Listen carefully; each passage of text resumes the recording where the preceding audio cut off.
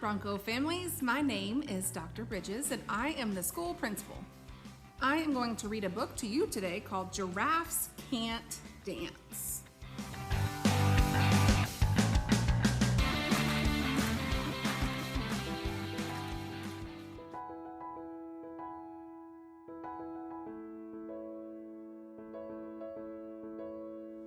Gerald was a tall giraffe whose neck was long and slim, but his knees were awfully crooked and his legs were rather thin. But he was very good at standing still and munching shoots off trees. But when he tried to run around, he buckled at the knees. Now, every year in Africa, they hold a jungle dance where every single animal turns out to skip and prance. And this year, when the day arrived, poor Gerald felt so sad. Because when it came to dancing, he was really very bad.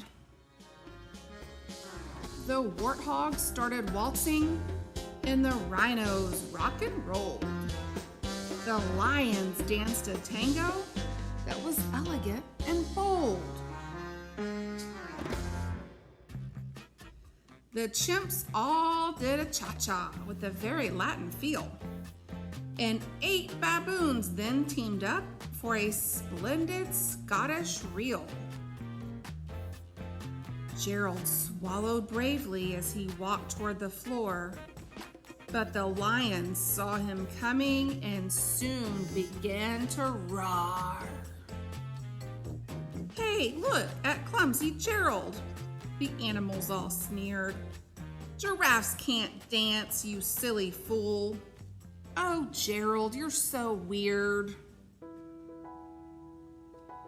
Gerald simply froze up. He was rooted to the spot. "They're right," he thought. "I'm useless. Oh, I feel like such a clot." So he crept off from the dance floor and he started walking home. He'd never felt so sad before. So sad and so alone. Then he found a little clearing and he looked up at the sky. "The moon can be so beautiful," he whispered with a sigh. "Excuse me," coughed a cricket who'd seen Gerald earlier on. "But sometimes when you're different, you just need a different song.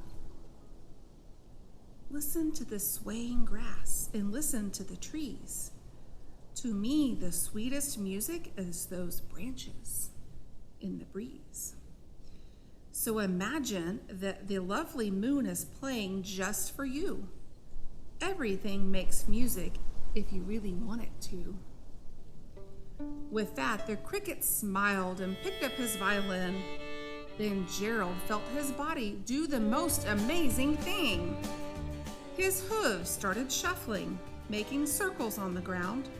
His neck was gently swaying, and his tail was swishing round.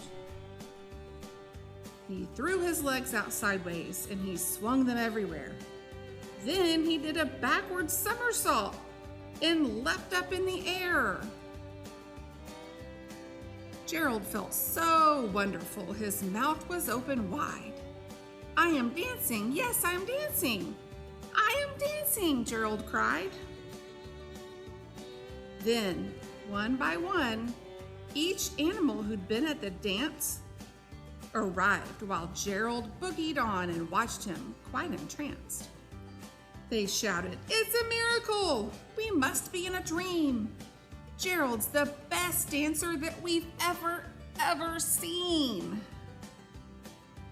"How did you learn to dance like that? Please, Gerald, tell us how." But Gerald simply twirled around and finished with a bow. Then he raised his head and looked up at the moon and stars above. "We all can dance," he said, "when we find music that we love."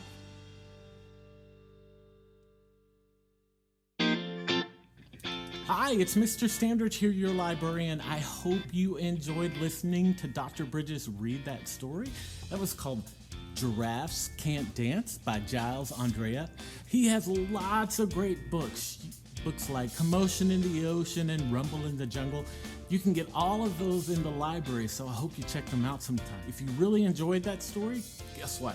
We have 5 copies that we would love to give away. It's getting close to Thanksgiving, so we want you to think of someone that you're thankful for at the school. Maybe a teacher or a coach or a custodian, anyone that you would like to tell us that you're thankful for. We just want to know who you're thankful for and why you're thankful for them.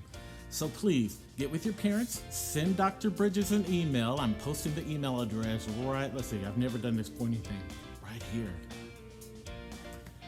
If you'll send us an email with that information, someone you're thankful for and why you're thankful for them, we'll put your name in a drawing and we will be giving away 5 copies of the book Giraffes Can't Dance.